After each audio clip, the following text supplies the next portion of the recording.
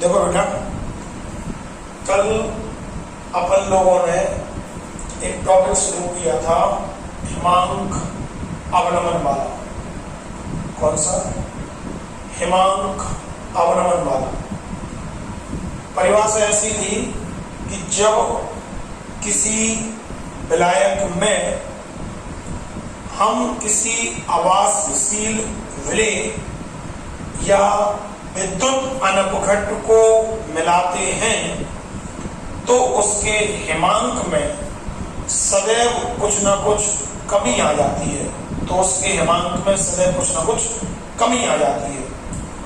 हिमांक में आने वाली इस कमी को ही हम हिमांक अवनमन कहते हैं। क्या कहते हैं बेटा? हिमांक अवनमन कहते हैं। ध्यान दो, जैसे कि कोई मान लो विलायक है। क्या है? विलायक। मान लो विलायक का हिमांक कितना है? P।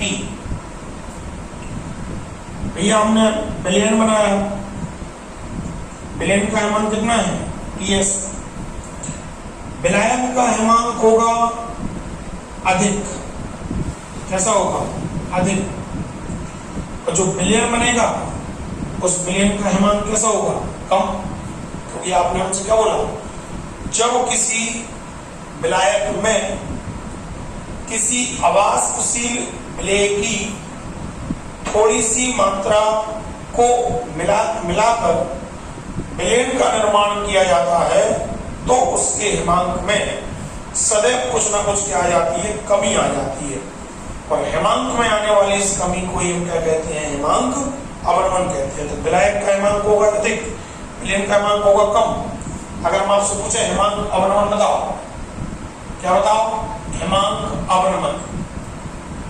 हिमांक अवनमन। हिमांक अवनमन डेल्टा T, इसका मान विलायक के हिमांक और विलयन के हिमांक दोनों के अंतर की क्या होगा? बराबर होगा। हिमांक अवनमन का जो मान है वो विलायक के हिमांक और विलयन के हिमांक दोनों के अंतर की क्या होगा? बराबर होगा। क्लियर है? ओके बेटा, हिमांक अवनमन भी दो प्रकार का होता है। पहला होता है मोलर हिमांक अवनमन। यही तो बोलेगा। हेलो, मोलर हिमांक अवनमन स्थिरांक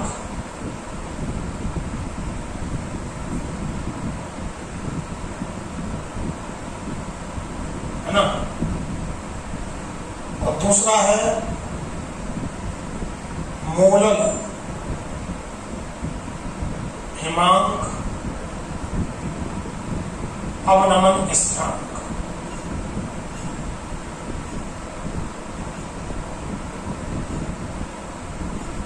पहला क्या है बेटा?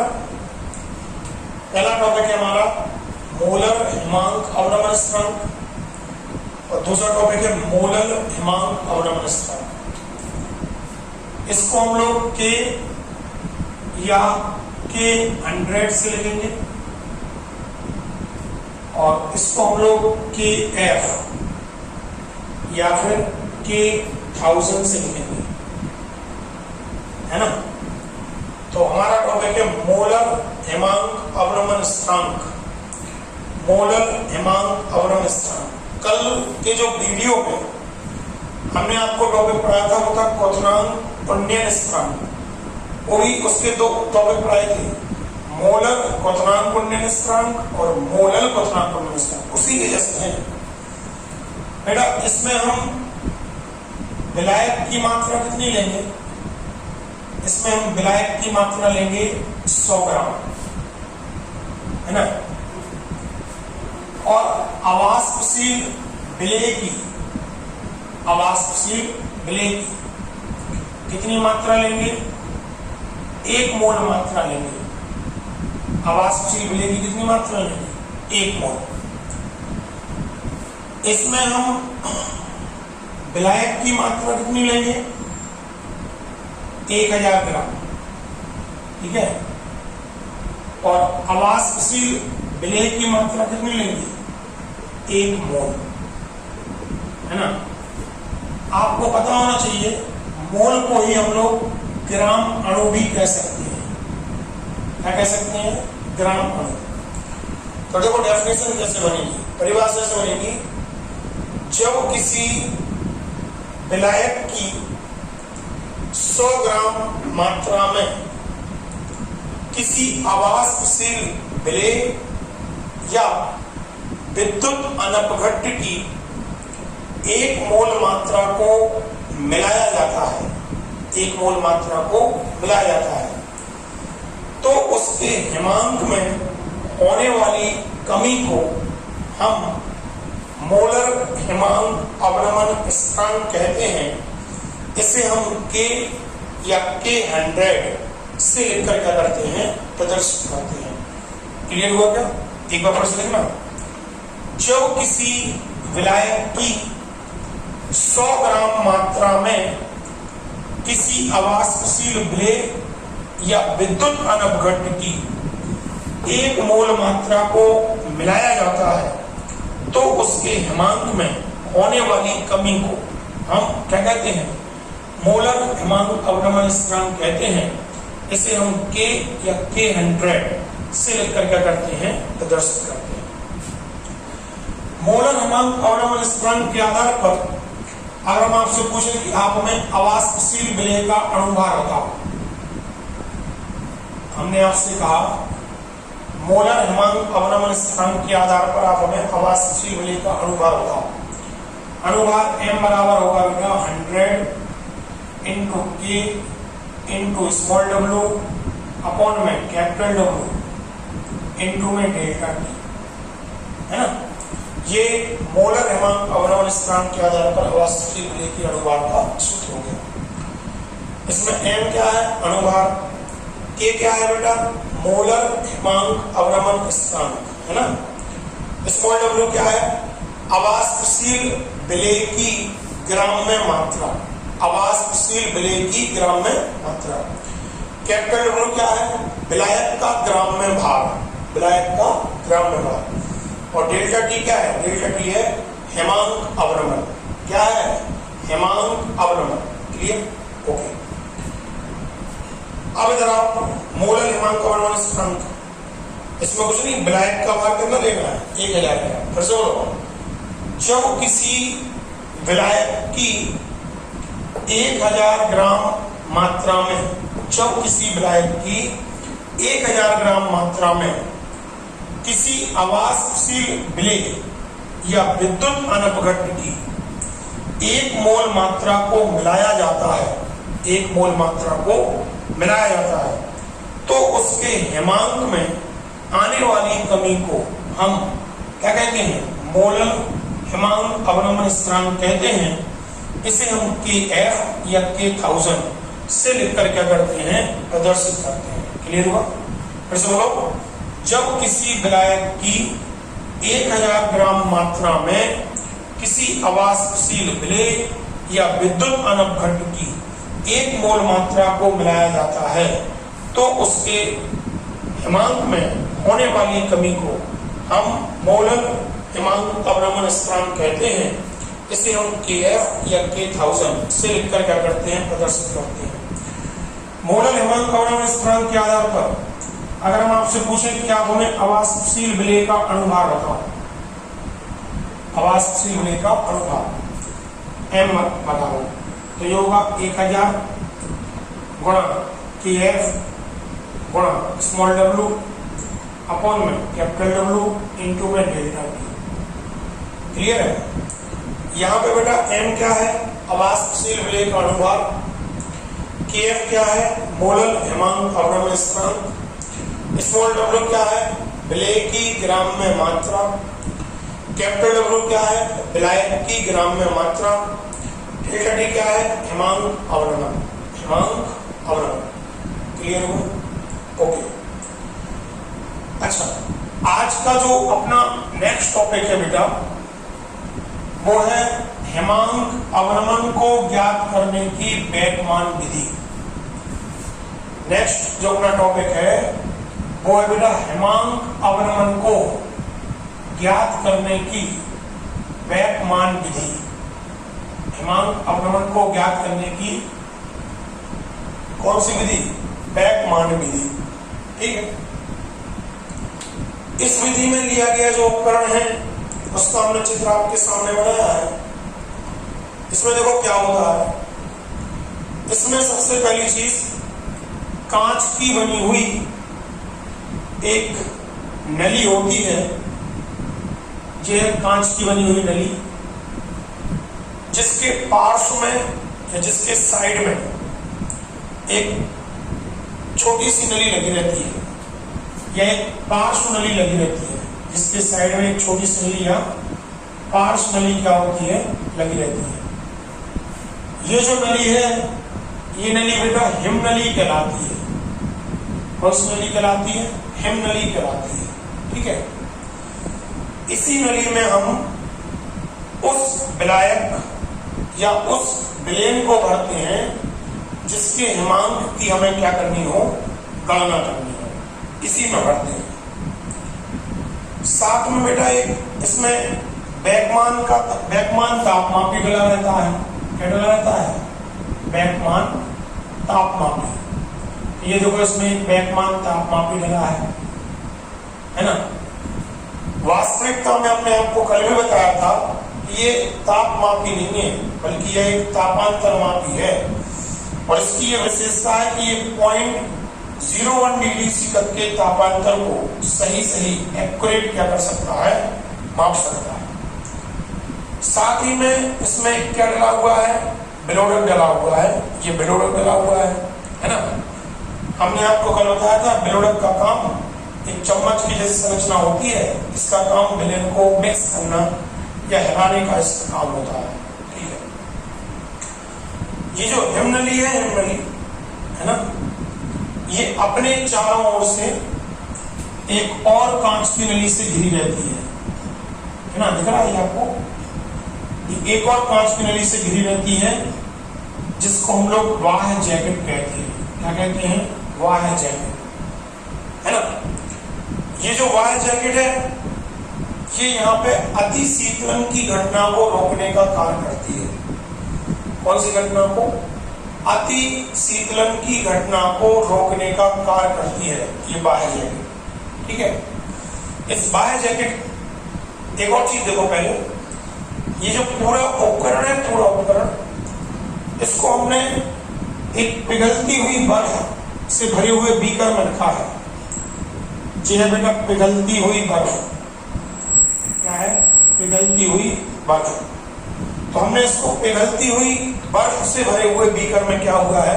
रखा हुआ है। इस देखो बीकर में भी एक क्या डला हुआ है? इस बीकर में भी बिलोडक डला हुआ है ना। आप एक चीज देखो, बाह्य जैकेट के होने के कारण हमारी जो हिमनली है वो सीधे पिघलती हुई बर्फ के संपर्क में नहीं है। मतलब हिमनली और पिघलती हुई बर्फ के बीच में वायु की लेयर होगी। यहाँ पे क्या बनी होगी? वायु। तो वायु की लेयर होगी, वो सीधे पिघलती हुई बर्फ के संपर्क में नहीं है। इस कारण से यहाँ पे बेटा अति शीतलन की क्या नहीं होगी? घटना नहीं होगी। क्लियर है? रचना आपको क्लियर हो गई। अब हम प्रैक्टिकल शुरू करेंगे। सबसे पहले हम लोग क्या करेंगे? किसी भी विलायक की एक निश्चित मात्रा को लेंगे, किसी भी विलायक की, और विलायक की एक निश्चित मात्रा को लेकर उसे हिमनली में क्या कर देंगे? भर देंगे। भर दिया। और इस पूरी व्यवस्था को पिघलती हुई बर्फ से भरे हुए बीकर में क्या कर देंगे? व्यवस्थित कर देंगे। भैया हमने पढ़ा है ऊष्मा का प्रवाह उच्च ताप वाली वस्तु से निम्न ताप वाली वस्तु की ओर होता है। जो हिमनली में विलायक भरा है ये सामान्य ताप पर है, और चारों ओर क्या है? पिघलती हुई बर्फ। पिघलती हुई बर्फ का ताप कितना होगा? 0 डिग्री सी के लगभग।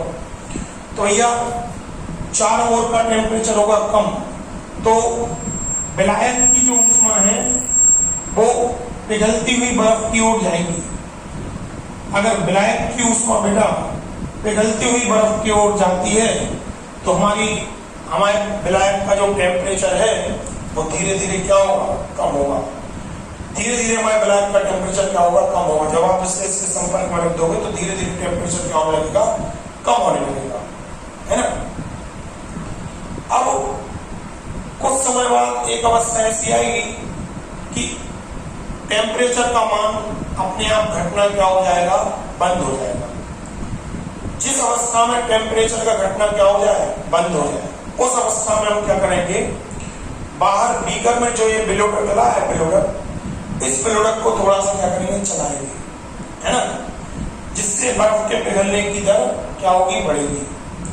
ऐसा करने से हो सकता है कि हमारे ब्लैक का टेम्परेचर थोड़ा बहुत और गिरे, मतलब और कम हो, और फाइनली अब हमारे ब्लैक का टेम्परेचर घटना क्या हो जाएगा, बंद हो जाएगा। जिस अवस्था में हमारे ब्लैक का टेम्परेचर घटना क्या हो जाए, बंद हो जाए, यही हमारे ब्लैक का क्या कहलाएगा, हिमांक कहलाएगा। यही हमारे ब्लैक का क्या कहलाएगा, हिमांक कहलाएगा। हम उसको क्या कर लेंगे, ज्ञात कर लेंगे। क्लियर हुआ? अच्छा, अब हम इस उपकरण को हिमपात्र से बाहर निकालेंगे, मतलब पिघलती हुई बर्फ वाले बीकर से बाहर निकाल लेंगे, और इस कॉर्क को खोलकर, ये पार्श्वली में है ना, इस कॉर्क को खोलकर किसी अवाष्पशील विलेय या विद्युत अनपघट की एक निश्चित मात्रा को हम लोग नली के अंदर डालेंगे, है ना। और ये जो बिलोडक लगा हुआ है, इस बिलोडक की सहायता से उसे घोलेंगे और घोलकर उसके विलयन का क्या कर लेंगे, निर्माण कर लेंगे समान टेम्परेचर पर, समान परिस्थिति में, है ना। जब यहाँ पे विलयन का निर्माण हो जाएगा तो इस बने हुए विलयन को या इस हिमनली को हम पुनः पिघलती हुई बर्फ के बीकर में क्या कर देंगे, रख देंगे। जब आप पुनः उसको पिघलती हुई बर्फ के बीकर में रखोगे तो फिर पहले की ऐसी प्रोसेस होगी कि हमारे विलयन का टेम्परेचर चूंकि ज्यादा है, चारों ओर की पिघलती हुई बर्फ का टेम्परेचर कम है, तो बेटा जो ऊष्मा है वो विलयन से किसकी ओर जाएगी, ऊष्मा विलयन से पिघलती हुई बर्फ की ओर जाएगी। और जब ऊष्मा विलयन से पिघलती हुई बर्फ की ओर जाएगी, फिर से विलयन का टेम्परेचर कम होना क्या हो जाएगा, शुरू हो जाएगा। लगातार विलयन का टेम्परेचर क्या होगा, घटेगा, है ना। कुछ समय बाद फिर एक अवस्था ऐसी आएगी कि विलयन का ताप जो है वो घटना बंद हो जाएगा। जिस अवस्था में विलयन का टेम्परेचर घटना क्या हो जाए, बंद हो जाए, उस अवस्था में हम बाहर बीकर में डले हुए इस बिलोडक को चलाएंगे, जिससे बर्फ के पिघलने की दर और बढ़ेगी। हो सकता है कि इस अवस्था में टेम्परेचर का मान थोड़ा बहुत और गिरे या थोड़ा बहुत और बढ़े, मतलब बढ़ भी सकता है, गिर भी सकता है। इस कंडीशन में कुछ समय बाद एक अवस्था ऐसी आएगी कि विलयन का टेम्परेचर घटना बढ़ना क्या हो जाएगा, बंद हो जाएगा। यही हमारे विलयन का कहलाएगा, हिमांक कहलाएगा। इस विलयन के हिमांक को हम लोग क्या कर लेंगे, याद कर लेंगे। तो इस तरीके से हमारे पास विलायक का हिमांक भी हो जाएगा, विलयन का हिमांक भी हो जाएगा। हमें पहले से पता है विलायक का हिमांक कुछ अधिक होगा, विलयन का हिमांक कुछ कम होगा। इसके बाद हम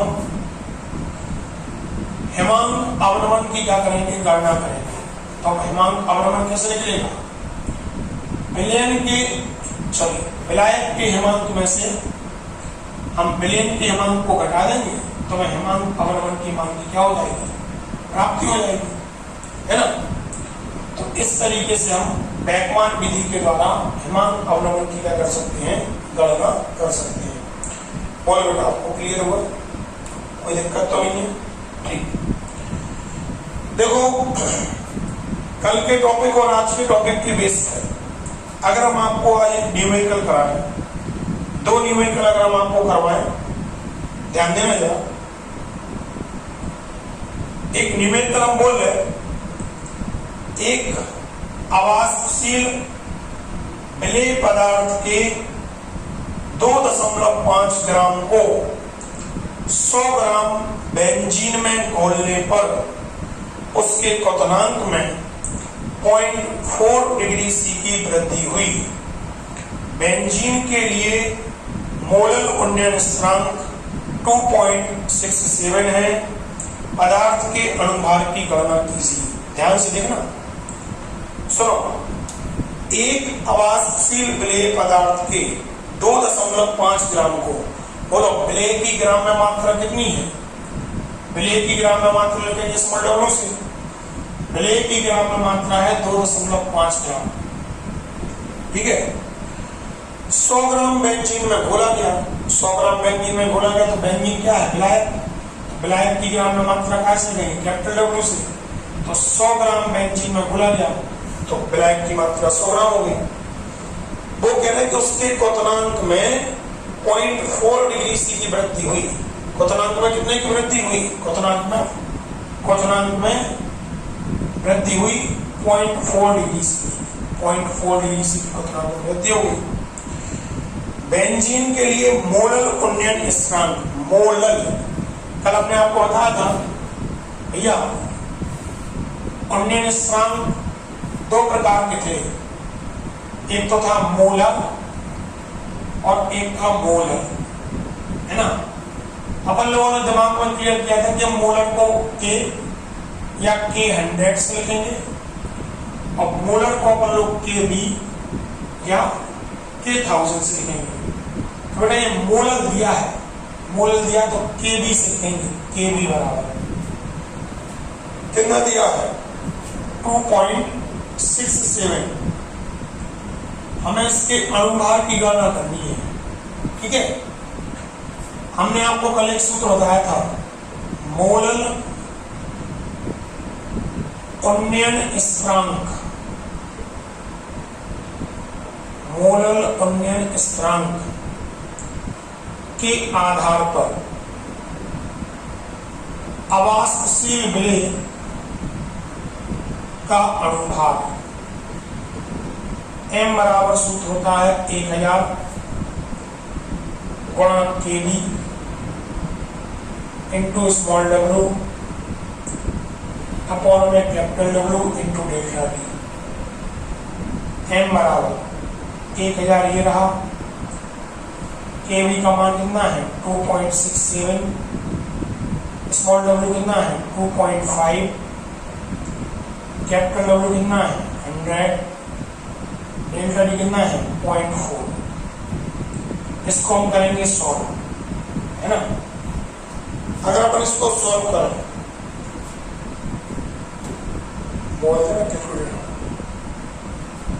अगर हम इसको सॉल्व करें तो देखो 3 ये है 0, इसको अपन अलग कर ले रहे हैं,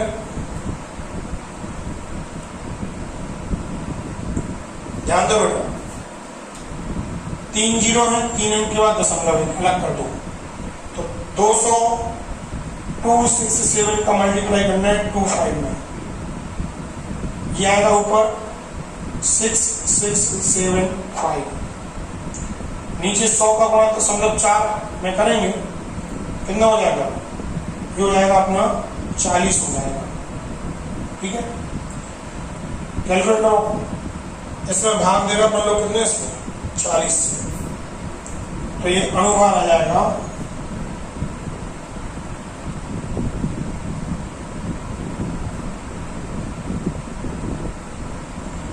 166.87। इस तरीके से हम काय के आधार पर, मोलर उन्नयन स्थिरांक के आधार पर अवाष्पशील विलेय के अणुभार की गणना करेंगे। क्लियर हुआ। एक न्यूमेरिकल और देखें, इसके बाद अपन न्यूमेरिकल कल लगाएंगे, है ना। जैसे एक न्यूमेरिकल है 0.29 ग्राम कार्बनिक यौगिक को 5.8 ग्राम बेंजीन में घोलने पर उसके हिमांक में 1.5 डिग्री सी की कमी पाई गई, यौगिक का अणुभार ज्ञात करो।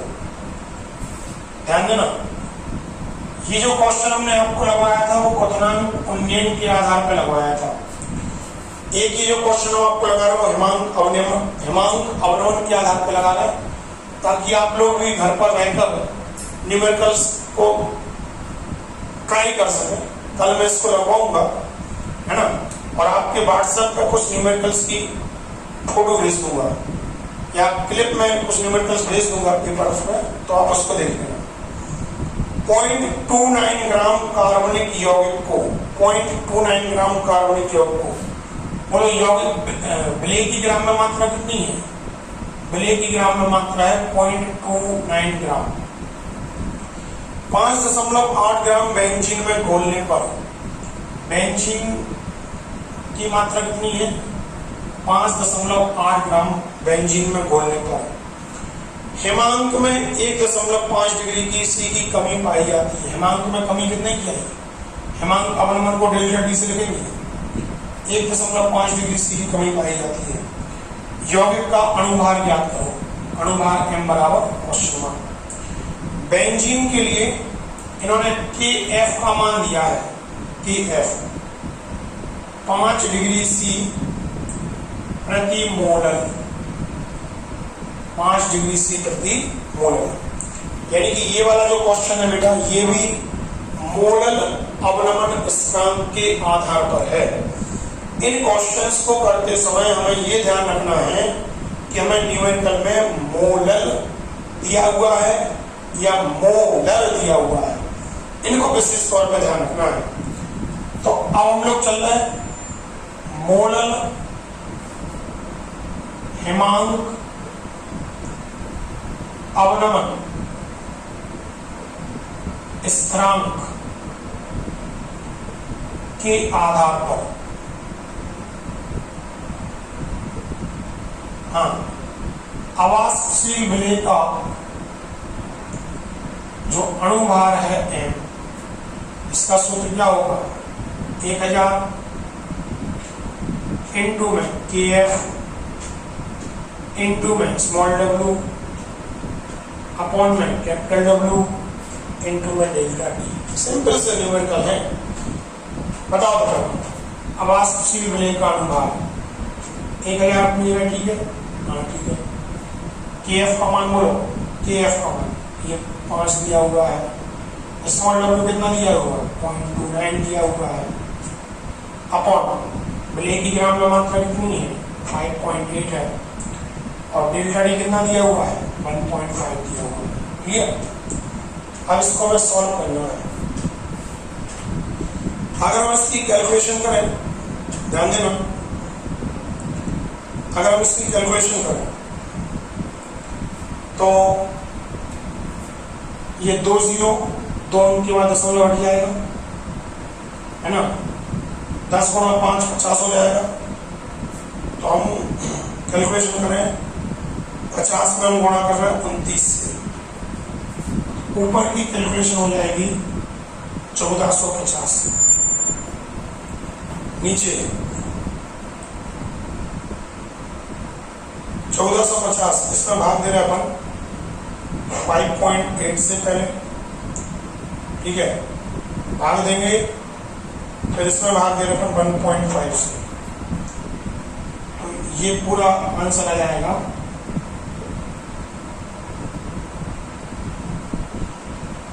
166.66। ये आ जाएगी बेटा अवाष्पशील विलेय के अणुभार की गणना हो जाएगी। बोलो आपको क्लियर हुआ? 2 न्यूमेरिकल एक एक टाइप करना बताया। कल इसको अपन आगे देखेंगे।